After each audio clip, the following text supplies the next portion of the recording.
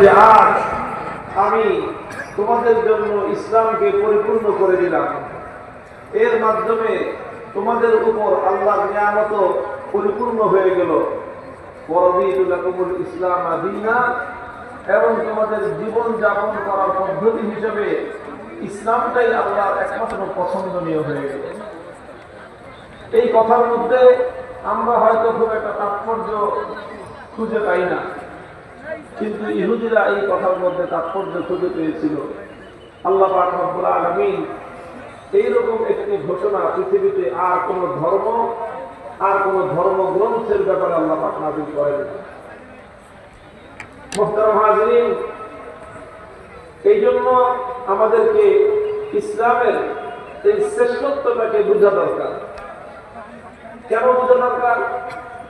আমরা ইসলামের এই শ্রেষ্ঠত্ব না বোঝার কারণে আমরা আসলে মুসলমান হয়েও পরিপূর্ণ ইসলামকে আমরা ধারণ করি না, বরং আমরা খণ্ডিত ইসলামকে ধারণ করি। খণ্ডিত ইসলাম, ইসলামের গুরুত্বপূর্ণ অংশ আমরা ইসলাম থেকে মাইনাস করে দিই, ইসলাম থেকে আমরা বাতিল মনে করি, যেটা আমাদের ঈমানের জন্য অত্যন্ত ভয়াবহ ঝুঁকিপূর্ণ একটা জায়গা। আপনি আপনার সন্তানকে, দুঃখজনক বিষয় হলে আমরা আমাদের বাবা মা ভাই বোন বন্ধু বান্ধবকে যতটুকু আপন মনে করি, ইসলামকে মুসলমানরা ততটুকু আপন মনে করতে পারি না।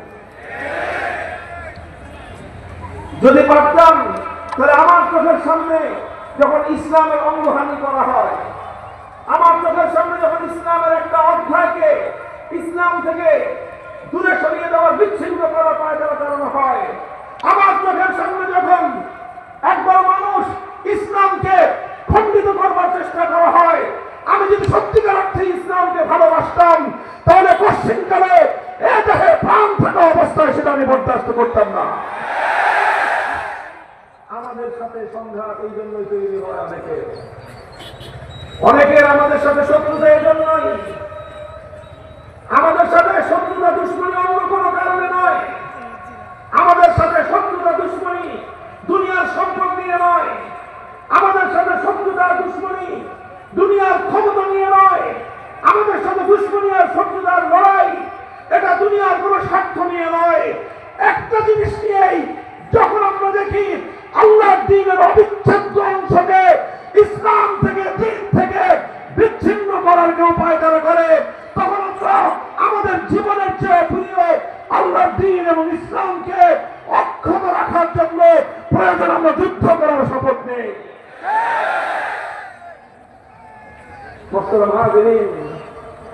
এই জন্য আমি আপনাদেরকে সর্বপ্রথম যে অনুরোধটা করব সকল মুসলমান ভাইদেরকে, যে আমরা ইসলামের প্রতি এই দরদটুকু অন্তত লালন করি, এই মায়া, এই মহব্বতটুকু অন্তত লালন করি, যে ইসলামের কেউ যেন অঙ্গহানি করতে না পারে,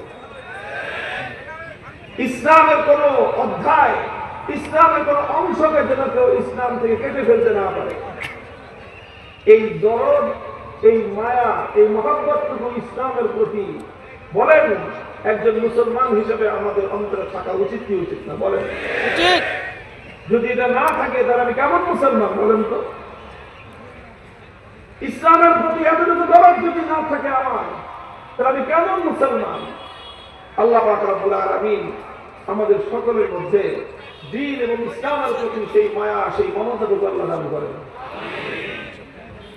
মুহতারাম হাজিরিন, ইসলামের যে শ্রেষ্ঠত্ব, ইসলাম শ্রেষ্ঠ ধর্ম, ইসলাম শ্রেষ্ঠ জীবন ব্যবস্থা, ইসলামের শ্রেষ্ঠত্বটা কোথায়? শ্রেষ্ঠত্বটা কি? ইসলামের সবচেয়ে বড় শ্রেষ্ঠত্ব হল ইসলামের পরিপূর্ণতা। কি বললাম? ইসলামের শ্রেষ্ঠত্ব কোথায়? ইসলামের পূর্ণাঙ্গতা, ইসলামের পরিপূর্ণতা, এটাই হলো ইসলামের শ্রেষ্ঠত্ব। বলেন একজন মানুষ, একটা মানুষ, সুন্দর মানুষ, সুন্দর দেখতে, সুন্দর একজন সুন্দর সুঠাম মানুষ। কারণ সুন্দর মানুষ বলতে আমরা কি বুঝি? যে একটা মানুষ সুন্দর, যদি সেই মানুষটার একটা কান না থাকে, তাহলে এই কান ছাড়া মানুষটা সুন্দর মানুষ হতে পারে? একটা হাত নাই, এই মানুষটা সুন্দর মানুষ হতে পারে। তার নাক নাই, এই মানুষটা সুন্দর হতে পারে। মানুষ কেমন একটা অঙ্গ যদি না থাকে, সেই মানুষটা যেরকম সুন্দর হতে পারে না, ঠিক তদ্রূপ ইসলামকে যে আল্লাহ পাক রব্বুল আলামিন শ্রেষ্ঠত্ব দিয়েছেন, ইসলামের শ্রেষ্ঠত্ব হলো ইসলামের পূর্ণাঙ্গতার মধ্যেই। ইসলামের পূর্ণাঙ্গতার অর্থ কি? ইসলামের পূর্ণাঙ্গতার অর্থ হলো মানব জীবনের যতগুলো অধ্যায় রয়েছে, যতগুলো পার্ট রয়েছে, মানুষের জীবনের যত সেক্টর রয়েছে, মানব জীবনের প্রতিটি অধ্যায়ের ব্যাপারে, প্রতিটি পার্ট এবং সেক্টরের বিষয়ে ইসলামের পক্ষ থেকে মানব জাতির জন্য পূর্ণাঙ্গ নির্দেশনা রয়েছে। এই সকল নির্দেশনাগুলি মিলিয়েই ইসলাম। এক্ষেত্রে একজন মানুষের ব্যক্তিগত জীবন কিভাবে পরিচালিত হবে, সেই বিষয়ে ইসলামের গাইডলাইন আছে। এটা হলো ইসলামের পারিবারিক জীবন। একজন মানুষের পেশাগত জীবন কিভাবে চলবে, এটা সম্পর্কে ইসলামের একটা গাইডলাইন আছে। এটা হলো ইসলামের কর্মজীবন। ঠিক তদ্রূপ একটা মানুষের ব্যবসা বাণিজ্য কিভাবে চলবে, তার চাকরি বাকরি কিভাবে চলবে, তার আয় রোজগার কিভাবে হবে, কোন খাত থেকে সে আয় করতে পারবে, কোন খাতে সে অর্থ ব্যয় করতে পারবে, এই বিষয়ে ইসলামের একটা গাইডলাইন আছে। এটাকে বলা হয় ইসলামের অর্থনৈতিক জীবন। যেমনি ভাবে একটা মানুষের ব্যক্তিগত জীবন সম্পর্কে ইসলামের গাইডলাইন আছে। একটা মানুষ পরিবার গঠন করবে, তার পারিবারিক জীবন কিভাবে চলবে, তার স্ত্রীর কি অধিকার তার উপর, তার স্বামীর কি অধিকার তার উপর, স্ত্রীর কর্তব্য কি, স্বামীর কর্তব্য কি, বাবার সাথে সন্তানের সম্পর্ক কেমন হবে, সন্তানের সাথে বাবার সম্পর্ক কেমন হবে, এই জাতীয় সবগুলো বিষয় নিয়ে একটা পারিবারিক জীবন আমরা লিড করি। এই বিষয়ে ইসলামের একটা গাইডলাইন আছে। এটাকে বলা হয় ইসলামের পারিবারিক জীবন। এরকম মানব জীবনের যতগুলো দিক আছে, মানব জীবনের যতগুলো অধ্যায় আছে, প্রত্যেকটা অধ্যায়ের ব্যাপারে ইসলামের পূর্ণাঙ্গ গাইডলাইন আছে। আর এই সবগুলো গাইডলাইন একত্রিত করলে সেটাই হয় পূর্ণাঙ্গ ইসলাম। তো আপনি যদি বলেন যে আমি ব্যক্তি জীবনে ইসলাম মানি, কিন্তু আমার পরিবারের মধ্যে ইসলাম মানি না, তাহলে আপনি ইসলামের হ্যাঁ মানলেন, হাত মানলেন না। আপনি যদি বলেন যে আমি পারিবারিক ক্ষেত্রে ইসলাম মানি, ব্যবসা বাণিজ্য দুনিয়াদারির জিনিস, টাকা পয়সা যেখানে ইচ্ছা সেখানে আমি খরচ করব, যেখান থেকে যেভাবে বাইরে আমি সেখান থেকে কামাই করব, আমি সুদ খাইলাম না ঘুষ খাইলাম, এটা ইসলামের দেখার কি? এইরকম চিন্তা করে যদি আপনি আয় রোজগার করেন, অথবা কোথায় আমি খরচ করব, গানের অনুষ্ঠানে খরচ করব না নাচের অনুষ্ঠানে খরচ করব, আমি সিনেমার অনুষ্ঠানে খরচ করব না যাত্রাপালায় খরচ করব, এটা দেখার ইসলামকে এইভাবে যদি কেউ বলে, তাহলে তার সে ইসলামকে ব্যক্তিগত জীবনে মানলো, অর্থনৈতিক জীবনে মানলো না, সে ইসলামকে খণ্ডিত করলো। ব্যক্তিগত জীবনে ইসলামকে মানতে হবে, পারিবারিক জীবনে ইসলামকে মানতে হবে, অর্থনৈতিক জীবনে ইসলামকে মানতে হবে। ঠিক তদ্রূপ রাষ্ট্র এবং রাজনীতি কিভাবে চলবে, সেই ব্যাপারে ইসলামের পক্ষ থেকে পূর্ণাঙ্গ নির্দেশনা আছে। যদি সেই নির্দেশনা কেউ না মানে, তাহলে সে একই রকম ভাবে ইসলামকে খণ্ডিত করলো। যারা রাষ্ট্র এবং রাজনীতির মধ্যে ইসলামকে দেখতে চায় না, ইসলামকে মানতে চায় না, তারা ইসলামকে খণ্ডিত আকারে, ইসলামের অঙ্গহানি করে, ইসলামের গুরুত্বপূর্ণ অঙ্গকে, ইসলামের অংশকে তারা বিচ্ছেদ ঘটিয়ে তারা প্রকারান্তরে ইসলামকে ক্ষতবিক্ষত করে দেয়। اليوم أكملت لكم دينكم وأتممت عليكم نعمتي ورضيت لكم الإسلام دينا।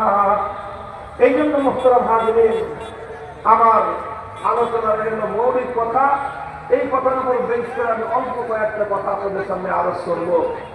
আমি যেই কথাটা এতক্ষণ পর্যন্ত আপনাদের সামনে উপস্থাপন করলাম, সেটা হলো ইসলাম একটা পূর্ণাঙ্গ জীবন ব্যবস্থার নাম। ইসলাম is the complete code of life. ইসলাম এক মুকাম্মাল নিজাম হায়াত है। ইসলাম এটা একটা পূর্ণাঙ্গ জীবন ব্যবস্থার নাম। মানুষের জীবন যতদূর পর্যন্ত বিস্তৃত, ইসলামের বিধান ততদূর পর্যন্ত বিস্তৃত। মানুষের জীবন যতদূর পর্যন্ত যায়, মানুষ যেতে যেতে যদি আকাশের উপর উঠে যায়, ইসলামের বিধান আকাশ পর্যন্ত আসে। মানুষ নিজে যেতে যেতে যদি পাতালপুরে সমুদ্রের গভীরে চলে যায়, সেখানেও ইসলামের বিধান আছে। মানুষের মাথার চুল থেকে নিয়ে পায়ের নখ পর্যন্ত 3.5 হাত বডির প্রতিটি ইঞ্চি ইঞ্চিতে ইসলামের বিধান আছে। মানুষের যত জায়গায় বিচরণ, সব জায়গায় ইসলামের বিধান আছে।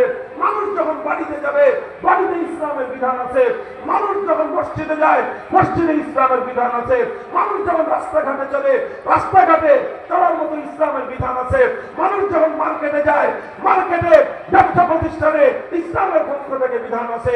মানুষ যখন রাজনীতি করবে, রাজনীতি করতে গিয়ে সে যেখানেই যাক সেখানেই তার সঙ্গে ইসলাম আছে। সে যা করবে সেখানে ইসলামের বিধান আছে। সে যদি রাষ্ট্র চালায়, রাষ্ট্রপতির আসনে যদি বসে যায়, সেখানেও ইসলাম আছে। সে যদি মন্ত্রিত্ব পায়, সেখানেও তার ইসলাম আছে। সে যদি পার্লামেন্টের মেম্বার হয়, সেখানেও ইসলাম আছে। যেখানেই মুসলমান সেখানেই ইসলাম, যেখানেই ইসলাম সেখানেই মুসলমান। ইসলাম ছাড়া মুসলমানের কল্পনা করা যায় না, ইসলাম ছাড়া মুসলমানের চিন্তা করা যায় না। আমাদের মধ্যে এই ধরনের একটা প্রবণতা আছে। অনেক সময় আমরা আমাদের জীবনের গুরুত্বপূর্ণ অনেক জায়গায় আমরা এমন ভাবনা ভাবি যে এই জায়গায় আবার ইসলামকে টেনে আনেন কেন? বিবাহের অনুষ্ঠান করতেছে, বিবাহ সাথে অনুষ্ঠান, ধুমধারাক্কা হবে, মাস্তি হবে, গান বাজনা হবে, আনন্দ ফুর্তি হবে, নর্তকীরা নাচবে, এখানে আপনার কি বলে আলোকসজ্জা হবে, এখানে নানা ধরনের আপনার এই যে বোম ফুটবে, এই জাতীয় কিছু হবে। কেউ যদি বলে যে ভাই এগুলো তো ইসলামে নাই, কিছু মানুষ আমরা সঙ্গে সঙ্গে বলে উঠি সব জায়গায় ইসলামে নাই নাই। কথা বলেন ঠিক না বেঠিক? এই যে সব জায়গায় ইসলামকে টেনে আনবেন না, এই কথাটা যারা বলেন একটু চিন্তা ভাবনা করে বলবেন। সব জায়গায় ইসলামকে টেনে আনবো না মানে তুমি মুসলমান না? হ্যাঁ আমি তো মুসলমান। তাহলে তুমি যদি মুসলমান হয়ে থাকো, যেখানে ইসলাম যেতে পারে না সেখানে মুসলমানও যেতে পারে না। যেখানে ইসলাম যেতে পারে না সেখানে মুসলমানও যেতে পারে না। যদি ইসলাম যেতে না পারে তোমার একটা মুসলমান তুই কেমনে গেলি? তুমি যে বললা সব জায়গায় ইসলামকে টেনে আনবেন না, তো যেখানে মুসলমান থাকবে সেখানে অবশ্যই ইসলাম থাকতে হবে। কথা বলেন ঠিক কিনা? আলহামদুলিল্লাহ, ইসলাম একটা পূর্ণাঙ্গ জীবন ব্যবস্থা। মানুষের জীবনের সকল বিষয়ে ইসলামের পক্ষ থেকে একটা পূর্ণাঙ্গ নির্দেশনা আছে। ইসলামের সেই নির্দেশনাগুলোই সবচেয়ে সুন্দর, সবচেয়ে উত্তম, মানব জাতির জন্য, সকল মানুষের জন্য সবচেয়ে বেশি কল্যাণকর। আলহামদুলিল্লাহ বলেন। দেখেন ইসলাম এত বিশাল, এত বিস্তৃত একটা পরিসরের নাম যে এক একটা ইসলামের পার্ট অফ লাইফ নিয়ে আলোচনা করতে গেলে এক একটা মাহফিলের প্রয়োজন। এক মাহফিলে একটা আলোচনার মাধ্যমে আমি এতগুলো বিষয় কভার করতে পারবো না, সবগুলো বিষয় এই জন্য আমি আলোচনাও করবো না। আমি আজকে ইসলামের নির্যাতিত একটা অধ্যায় নিয়ে আলোচনা করব। ইসলামের একটা নির্যাতিত মজলুম একটা অধ্যায়, যে অধ্যায়ের বিরুদ্ধে অমুসলিমরা তো অমুসলিম, আজ নামধারী মুসলমানরা পর্যন্ত ইসলামের যে অধ্যায়টার উপর রাত দিন অহর্নিশ জুলুম এবং অত্যাচার করে, ইসলামের এরকম একটা মজলুম অধ্যায় নিয়ে আমি আপনাদের সামনে আলোচনা করব। সেই অধ্যায়টার নাম করেন। আমি রাজনীতি করি বা না করি সেটা বড় বিষয় নয়, বড় বিষয় হলো যে দেখেন ইসলামের একটা অধ্যায়কে আজ অন্যায়ভাবে ঘায়েল করা হয়, ইসলামের একটা অধ্যায়কে জুলুম করা হয়, ইসলামের একটা অধ্যায়ের সঙ্গে অন্যায় আচরণ করা হয়। মুসলমান হিসেবে যদি আমরা ইসলামকে ভালোবেসে থাকি, যদি ইসলামের প্রতি আমাদের দরদ এবং মায়া মমতা থেকে থাকে, তাহলে আমাদের সকল মুসলমানের উচিত আজ ইসলামের এই মজলুম এবং নির্যাতিত এই অধ্যায়টার পক্ষে সোচ্চার হয়ে দাঁড়িয়ে যাওয়া হবে। তবে এক্ষেত্রে একটা প্রশ্ন আছে। রাষ্ট্র এবং রাজনীতির কথা যখনই বলবো, একটা প্রশ্ন এসে যায় মানুষের মাথার মধ্যে, এবং সেই প্রশ্নটা সুপরিকল্পিতভাবে মুসলিম সমাজের মধ্যে আরো বেশি ছড়িয়ে দেওয়া হয়েছে। প্রশ্নটা কি? আগে আপনার প্রশ্নটা বুঝেন। এই প্রশ্নোত্তরই আমার আলোচ্য বিষয়। একটা প্রশ্ন দিব, প্রশ্ন বলবো, সেই প্রশ্নটার আলোচনার জবাব আলোচনা করব। এটাই হলো আমার আলোচনার বিষয়। এই প্রশ্ন এবং উত্তর আলোচনা করি ইনশাল্লাহ আমি আমার বয়ান সমাপ্ত করব। আগে প্রশ্নটা খেয়াল করে বুঝেন। প্রশ্নটা হলো যে আমরা ইসলামের পক্ষ থেকে মুসলিম ধর্মাবলম্বীদের উচিত যে আমরা চাই যে আমাদের রাষ্ট্র রাজনীতি এটা ইসলাম অনুযায়ী চলুক। কথা বলেন ঠিক কিনা? রাষ্ট্র ইসলাম অনুযায়ী চলুক, এটা কারা কারা চান? হাত উঠান দেখি। আল্লাহ পাক কবুল করেন। আমার হাত নামান। তাহলে এবার আপনারা প্রশ্ন বুঝেন। আপনারা যেহেতু সবাই চাইলেন যে আমাদের রাষ্ট্র কি অনুযায়ী চলুক, ইসলাম অনুযায়ী চলুক, এখন প্রশ্ন আসতে পারে যে এই রাষ্ট্রে শুধু মুসলমান থাকে না আরো অন্যান্য ধর্মের অনুসারীরাও থাকে? জবাব দেন ভাই, এত মানুষ কথার জবাব দেন। শুধু মুসলমান থাকে না আর অন্য ধর্মরাও থাকে? অন্যান্য ধর্মীরাও যদি থাকে তাহলে সেই ক্ষেত্রে প্রশ্ন আসবে, আমরা মুসলমান ইসলামের অনুসারী, এই জন্য আমি ইসলাম অনুযায়ী রাষ্ট্র পরিচালনা করতে চাই। তাহলে একই যুক্তিতে একজন হিন্দু ধর্মাবলম্বী সেও তো চাইবে রাষ্ট্রটা হিন্দু ধর্ম অনুযায়ী চলুক। কথা ঠিক? আচ্ছা, বৌদ্ধ ধর্মাবলম্বী যে সেও চাইবে রাষ্ট্রটা তার ধর্ম বৌদ্ধ ধর্ম অনুযায়ী চলুক। খ্রিস্টান যে সেও একই কারণে চাইবে রাষ্ট্রটা তার ধর্ম খ্রিস্ট ধর্ম অনুযায়ী চলুক। কথা বলেন ঠিক কিনা?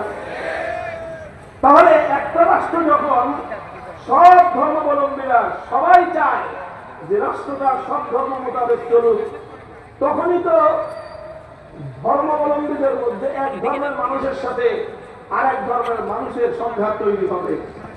এক ধর্মের মানুষের সাথে আরেক ধর্মের মানুষ চাইবে, ইহুদিরা ইহুদি রাষ্ট্র চাইবে যে এক রাষ্ট্র যদি 5 ধর্মের লোকেরা 5 রকম চায় তো এক রাষ্ট্র কয় রকম চলবে?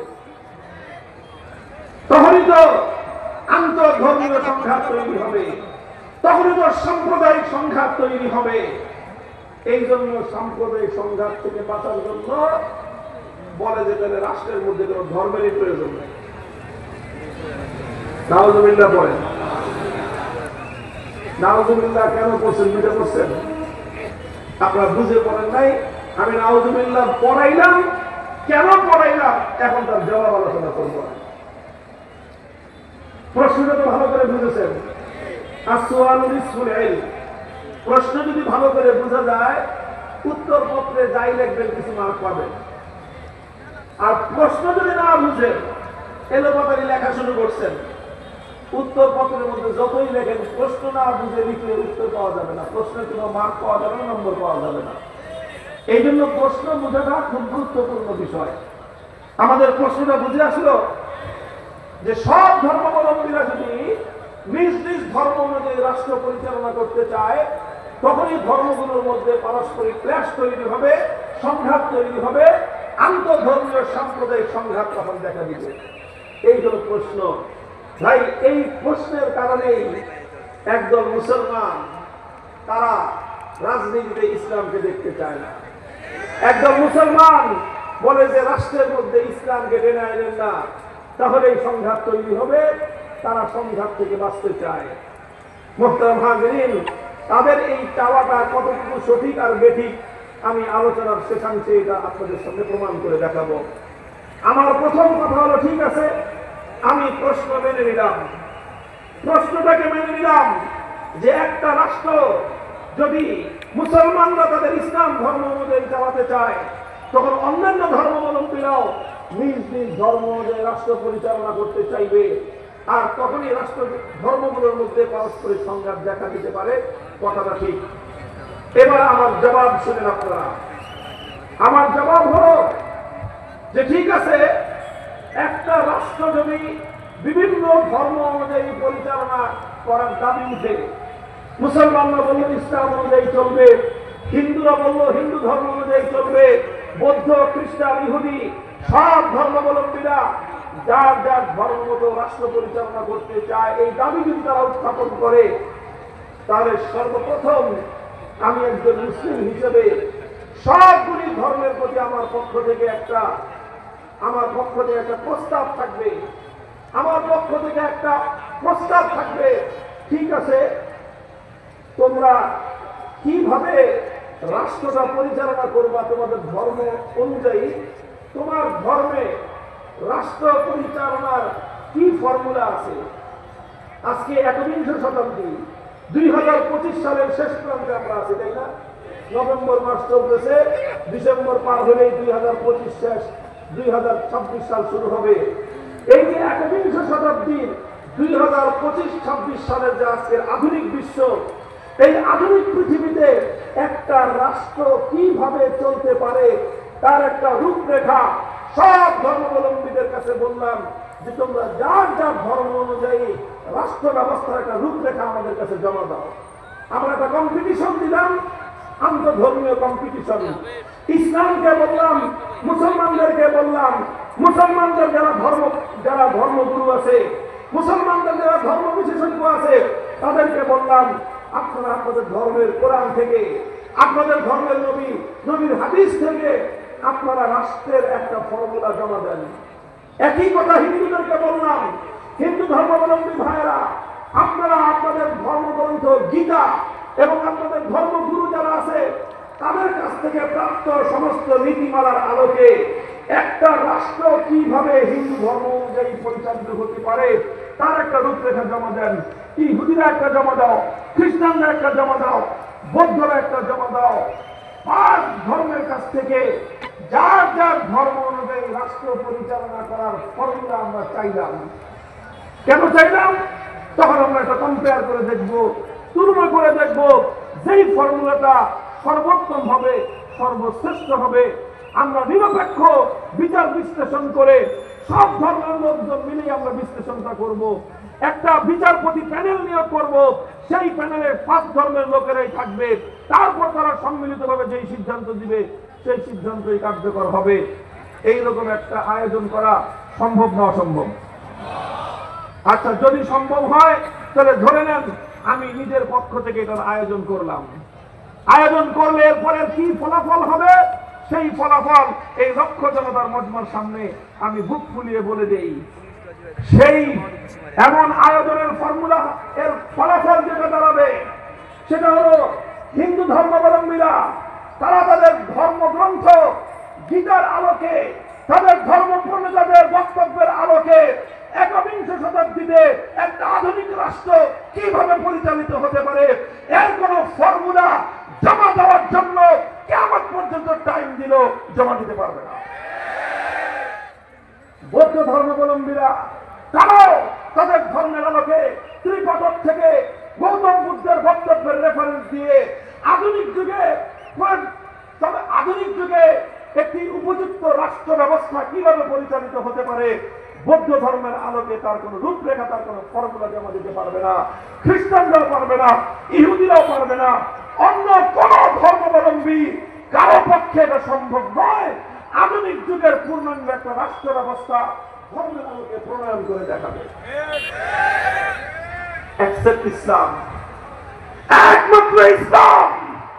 আলহামদুলিল্লাহ, আমরা ওপেন চ্যালেঞ্জ নিয়ে বলতে পারি, ইসলাম নিয়ে গর্ব এবং অহংকার করে আমি বলতে পারি, আধুনিক যুগের শুধু রাষ্ট্র ব্যবস্থা নয়, বরং আধুনিক যুগের সর্বশ্রেষ্ঠ, সর্বোত্তম, নির্ভুল রাষ্ট্র ব্যবস্থা আসমান আর জমিনের মধ্যখানে যদি কোনো মতবাদ বিশ্ববাসীর সামনে উপহার দিতে পারে, একমাত্র মতবাদের নাম হলো ইসলাম।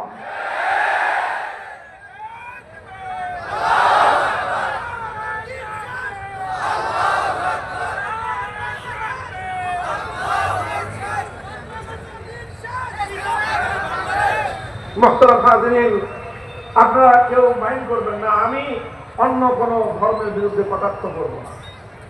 আমরা অন্য কোন ধর্মের বিরুদ্ধে কটাক্ষ করাকে জায়েজ মনে করি না। অন্য কোন ধর্মের মানুষকে অসম্মান করা, অপমান করা, অথবা অন্য কোন ধর্মের বিরুদ্ধে বিশুদ্ধার করা, এটা ইসলামে এলাও করে না। আমি কোন ধর্মকে অসম্মান করেছি বলেন? হ্যাঁ, ধর্মগুলোর মধ্যে তুলনা করতেছি একটা। তুলনামূলক বিশ্লেষণ, কম্পারেটিভ রিলিজিয়াস ডিসকাশন, এটা সারা বিশ্ব জুড়ে জনপ্রিয় একটা আলোচনার বিষয়। এই যে ডক্টর জাকির নায়েক সাহেব, তার অনেক কথার সাথে আমাদের মতের অমিল আছে, আমরা আলেম ওলামা ওনার অনেক কথার সাথে আমরা ভিন্ন মত রাখি, কিন্তু সারা দুনিয়াব্যাপী ওনার যে সাবজেক্ট যেটা, সেটা হলো এই কম্পারেটিভ রিলিজিয়াস ডিসকাশন। তিনি তুলনামূলক ধর্মতত্ত্বের আলোচনা করেন, আর এই আলোচনার মাধ্যমে তিনি তার দক্ষতার মাধ্যমে এটা প্রমাণ করে দিয়েছেন আল্লাহর কোরআন থেকে, নবীর হাদিস থেকে, ইসলামের আদর্শ থেকে, ইসলামের ১,৫০০ বছরের ইতিহাসের আলোকে তাৎক্ষণিকভাবে প্রমাণ করে দেন যে ইসলাম কেন শ্রেষ্ঠ, আর সারা দুনিয়ার মানুষের জন্য মুক্তির একমাত্র পয়গাম হলো ইসলাম। তার সঙ্গে যুক্তিতে পারে না, তার সঙ্গে তর্কে পারে না। এই জন্য গোটা হিন্দুত্ববাদী রাষ্ট্র তার সকল শক্তি নিয়ে এই মানুষটার পিছনে লেগেছে। তাদের দেশ থেকে তাকে বহিষ্কার করে দিয়েছে, মারাত্মক মামলার আসামি দিয়েছে। কারণ একটাই, যেভাবে সে মানুষের সঙ্গে যুক্তি দিয়ে ইসলামের শ্রেষ্ঠত্ব প্রমাণ করতেছে, সমস্ত হিন্দু মুসলমান হয়ে যাচ্ছে। এই হলো তাদের ভয়। এখন যুক্তিতে পারে না, তর্কে পারে না, প্রমাণে পারে না, গায়ের জোর দিয়ে ইসলামের অগ্রযাত্রা ঠেকিয়ে দিতে চায়। ওদের দেশে তো থাকতে দিলই না। বাংলাদেশে আসার একটা পরিকল্পনা নিয়েছিল, আমরা ওয়েলকাম করেছিলাম। আমাদের সাথে মত পার্থক্য কিন্তু আছে জাকির নায়েক সাহেবের কিছু কিছু জায়গায়। আমরা বলেছি মাসলার জায়গায় ওনার সাথে মত পার্থক্য, কিন্তু ওনার যেটা সাবজেক্ট, সেই সাবজেক্টের জায়গায় ওনার সাথে আমাদের মত পার্থক্য নাই।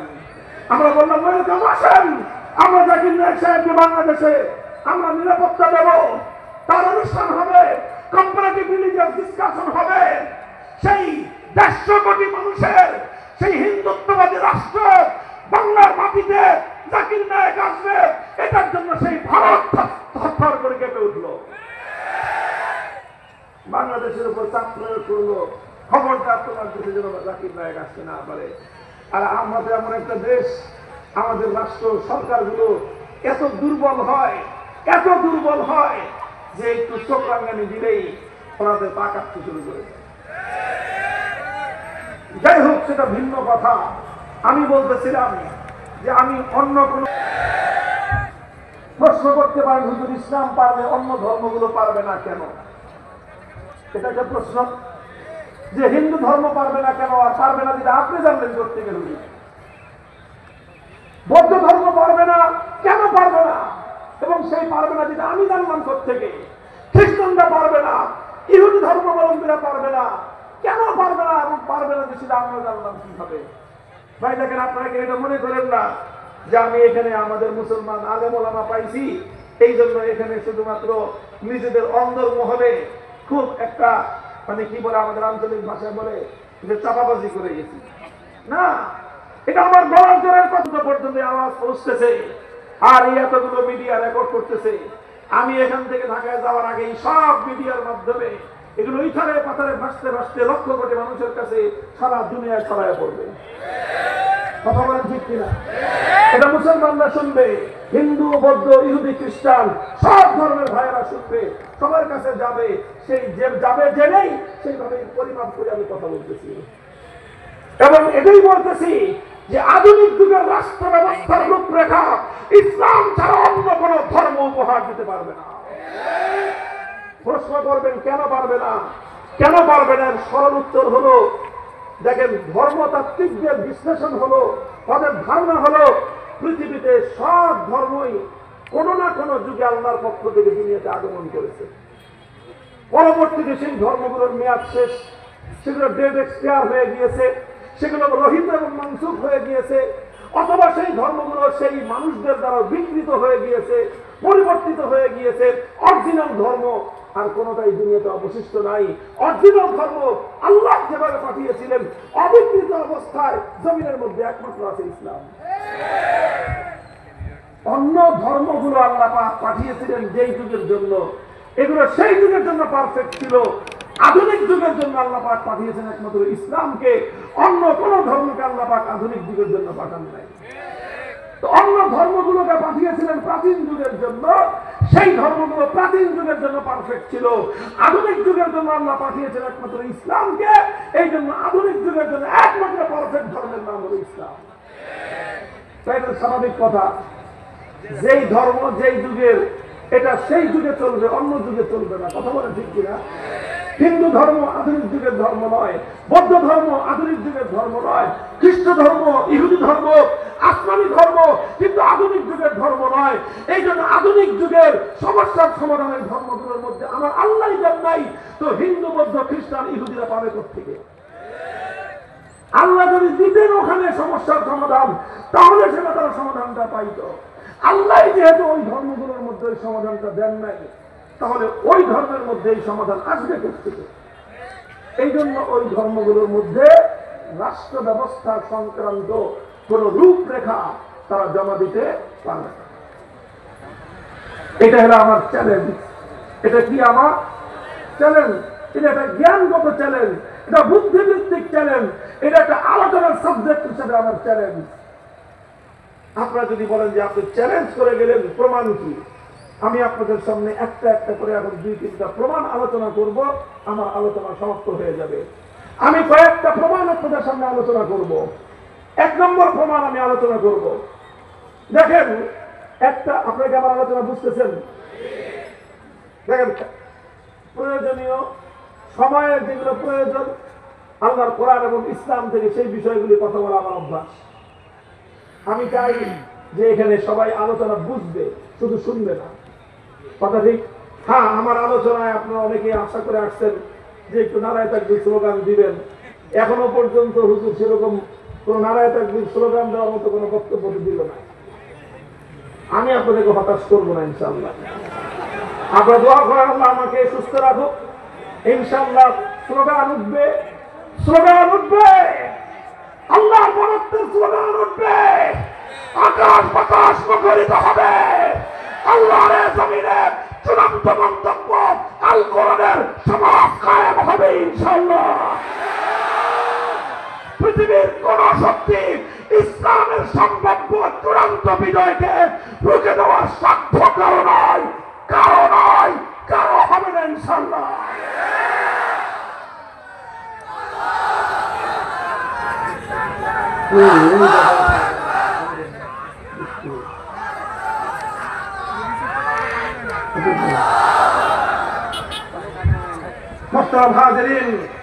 এই জন্য আমি প্রমাণ হিসাবে যে একটা প্রমাণের কথা আলোচনা করে নেই, তারপরে আমাদের দায়িত্ব এবং কর্তব্যের আলোচনা আসবে ইনশাআল্লাহ।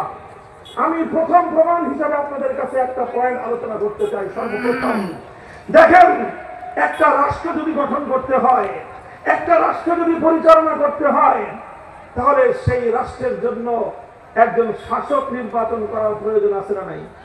বলেন, কোন শাসক ছাড়া রাষ্ট্র চলে? আরে ভাই, একজন পরিচালক ছাড়া তো একটা প্রতিষ্ঠানই চলে না। কোন হেডমাস্টার ছাড়া স্কুল চলে? প্রিন্সিপাল ছাড়া কলেজ চলে? ভাইস চ্যান্সেলর ছাড়া বিশ্ববিদ্যালয় চলে? মোহতারাম ছাড়া মাদ্রাসা চলে? ইমাম সাহেব ছাড়া মসজিদ চলে? আরে ভাই, একটা অফিস, ছোট্ট একটা প্রতিষ্ঠানে একটা পরিচালক ছাড়া চলে না।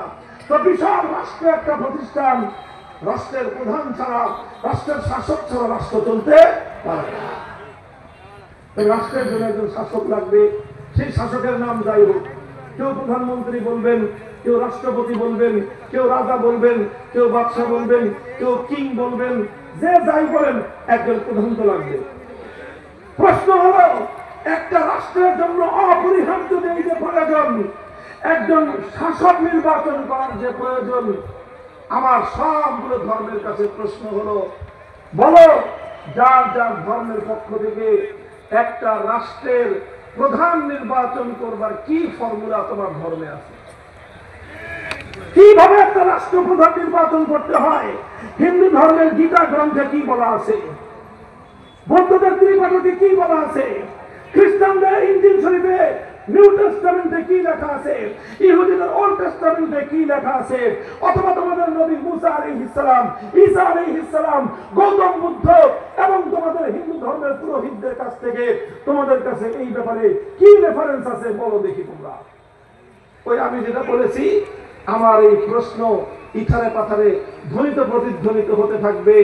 বছর পেরিয়ে যুগ পার হবে, যুগ পেরিয়ে শতাব্দী পার হবে, শতাব্দী গড়িয়ে সহস্রাব্দী পার হবে।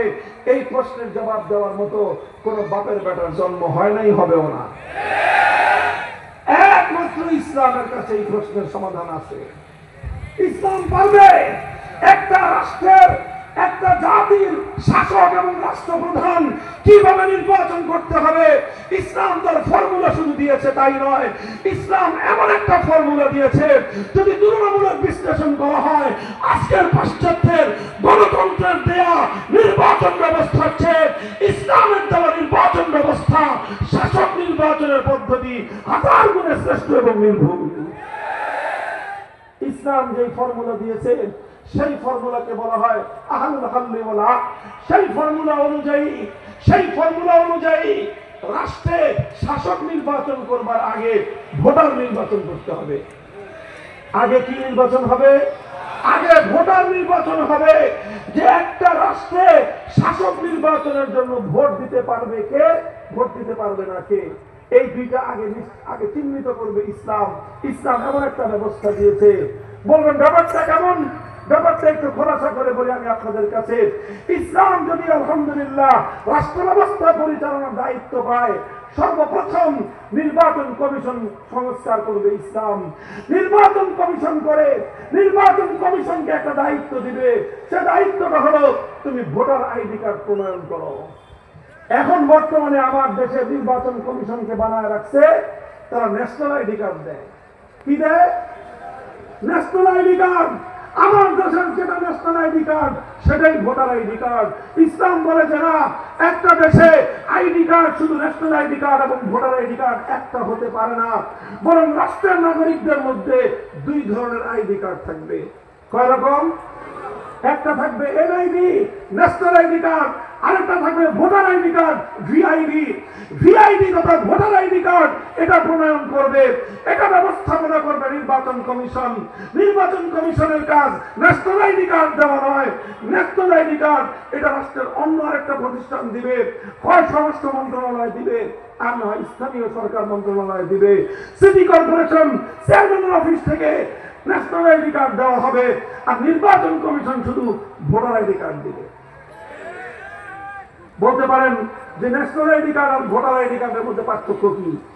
ন্যাশনাল আইডি কার্ড আর ভোটার আইডি কার্ডের মধ্যে পার্থক্য হলেই ভোটার আইডি কার্ড যে কেউ পাবে না, সবাই ভোটার আইডি কার্ড পাবে না, কিন্তু ন্যাশনাল আইডি কার্ড একটা রাষ্ট্রের সকল নাগরিকরা পাবে। সেই রাষ্ট্রের চোর হোক, বাটপার হোক, ডাকাত হোক, খুনি হোক, সন্ত্রাসী হোক, অর্থ পাচারকারী হোক, মন্দ হোক, ভালো হোক, আলেম হোক, জালেম হোক, হুজুর হোক, মুজুর হোক, যত নাগরিক, প্রত্যেকটা নাগরিকের নাগরিক অধিকার হলো তারা প্রত্যেকে ন্যাশনাল আইডি কার্ড পাবে। ভোটার আইডি কার্ড সবাই পাবে না। ভোটার আইডি কার্ড পাওয়ার জন্য 2টা ক্রাইটেরিয়ার ভিত্তিতে জনগণকে নির্বাচন করা হবে, বাছাই করা হবে। কয় ক্রাইটেরিয়া? 2টা শর্তের ভিত্তিতে একজন নাগরিক ভোটার আইডি কার্ড পাবে। যেই নাগরিক 2 শর্ত পূরণ করতে পারবে সেই নাগরিক ভোটার আইডি কার্ড পাবে। তার প্রথম শর্ত হলো এই, নাগরিককে এতটুকু দক্ষতা এবং যোগ্যতা অর্জন করতে হবে দেশের জন্য, জাতির জন্য।